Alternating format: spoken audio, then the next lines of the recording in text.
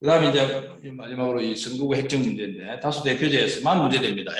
비례대표제보다는 이제 다수 대표제에서 한 명의 또는 뭐 두 명이든 비대표자를 뽑을 때 그럴 때 선거구 획정을 어떻게 할 거냐에 따라서 결과가 달라질 수도 있는 거죠. 여러분이 알고 있으면 이제 게리맨더링이라고 하는 게 그러니까 선을 끊는 사람의 권한을 가진 사람에 의해서 자기한테 유리한 형태로 선을 그을 수도 있습니다. 어떤 유권자가 이 지역의 유권자는 누구한테 유리하다 말하고 할 때 그러니까 그런 자위적인 선거구 획정이 가능한 상황이 생길 수도 있습니다. 이럴 때 입법자가 마음대로 자위적으로 행사하지 못하게 하기 위해서 헌법 원칙을 가지고 통제를 하는 겁니다. 이 헌법 원칙이 바로 뭐죠? 평등 선거의 원칙입니다. 평등 선거의 원칙. 그래서 아까 선거구간 인구 편차의 문제는 아까 이야기했고요. 지금 이제 자위적인 선거구 획정과 관련된 평등 선거의 원칙이 문제되는 상황입니다.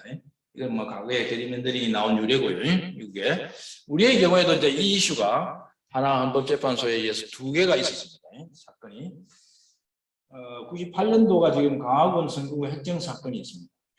이거는 강화군이 이제 강화군 지역이 있고 그다음에 인천 지역입니다. 인천에 강화군이 있고 인구수 편차를 조정하다 보니까 강화군하고 인구수가 좀 모자란 거야.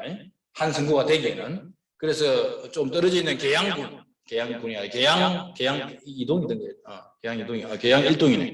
계양 1동을 여기다 붙인 거예요. 강화군의 한 선거구로. 그러니까 계양 1동하고 강화군은 떨어져 있거든요. 인접한다고 보기 어렵습니다. 그러니까 강화군 자체만으로는 선거구 인구수가 안 되고 그래서 이제 갖다 붙인 거예요. 떼내가지고. 계양 1동 주민 입장에서는 평생 자기가 원하는 대표자를 하기는 쉽지 않죠. 강화군이 이제 주도적으로 하겠죠. 그러니까 이제 계양 1동 입장에서는 이제 이게 자위적인 선거구 획정이다라고 주장을 했던 겁니다. 그때 헌법재판소가 6대3으로 그래도 세 사람 이견 의견이 있습니다. 이와 같은 선거구 획정이 잘못됐다라고 지금 세 사람은 이야기했지만 6사람은 합헌합니다. 이제 여러분이 이제 알아야 하는 건 이 결정에서 이 결론보다 어떤 헌법상의 룰로 판단 기준을 가지고 자위적인 선거구 획정이라고 말할 건가? 헌법적으로 그래서 허용되지 않는 자위적인 선거구 획정에 해당된다라고 말할 것인지 그 판단 기준이 뭐냐는 겁니다. 그걸 여러분 알아야 되는 거예요. 이게 팔린 거예요. 여러분 공부하는 거는 자, 여기서 한번 봅시다. 이게 어느 게 팔릴까요? 헌법재판소 나름대로 이 사건을 해결하기 위해서 제시한 판단 기준이 있겠죠. 항상 헌재는 그런 판단 기준을 먼저 제시합니다. 이게 이제 법리에 해당하는 부분입니다. 뭘까요? 그러니까 자위적인 헌법상 허용되지 않는 자위적인 선거구 획정에 해당된다를 판단하는 헌법의 기준. 뭐죠? 뭐라고 말한 거예요? 나는 이 부분이라고 보는데. 특정 지역의 선거인들, 유권자들이죠. 에 대하여 차별하고자 하는 국가 권력의 의도와 입법자의 의도죠. 그 집단에 대한 실질적인 차별 효과가 명백히 드러나는 경우. 그러니까 차별의 의도가, 그다음에 차별의 의도와 차별의 효과가 명백한 경우, 그런 경우에는 그것은 헌법상 허용되지 않는 자위적인 선거구 획정으로 평등 선거의 원칙에 위반된다. 이렇게 말을 하고 있는 셈이죠. 여러분 그걸 읽어내야 돼. 이런 쭉 내용에서 여러분이 이제 캐치해내는 거는 헌재가 어떤 판단 기준을 제시했는가. 그게 여러분 답안지에 써야 될 앞부분입니다. 어떤 논점에 관해서 판단 기준이 뭔가, 헌법적인 판단 기준이 뭔가 하는 거예요. 그래서 여기서 이제 이 말이죠.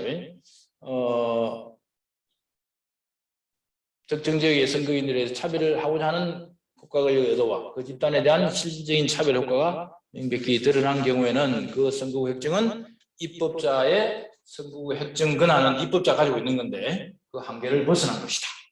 그래서 헌법에 위반된다. 평등 선거의 원칙 위반이다. 이렇게 말하는 거예요. 그런데 이제 이 판단 기준을 제시해놓고 여기에서 이제 한 가지 더 판단을 하는데 만약에 특단의 사정이 없는 한 원칙적으로 인접지역이 한 개의 선거구를 구성하도록 하는 것이 상당하다. 이렇게 나름의 판단을 제시하였는데 이건 2차적인 판단이라고 볼 수 있겠는데요. 그러니까 원칙적으로는 선거구 획정할 때 인접한 지역끼리 함께 묶어야 된다 이런 취지입니다. 근데 그거 인접한 선거구끼리 묶지 않았다고 그러면 이 룰에 위반되는 거냐? 그거는 판단을 따로 해야 될 것 같긴 한데. 근데 이제 이것이 이제 이런 상황이 생기면은 의심이 간다는 소리겠죠. 이런 부분에 이 판단 기준을 적용할 때 의심이 가는 이런 현상이다라고 보는 것 같아요. 그래서 그러면서 이전에 이 사건이 있었습니다. 영동군하고 충북 옥천군을 사이에 두고 접경 지역이 없이 완전히 분리된 충북 보은군하고 영동군을 한 개의 선거구로 묶었습니다. 이게 서로 떨어져 있는 사이에 이제 옥천군이 있고요.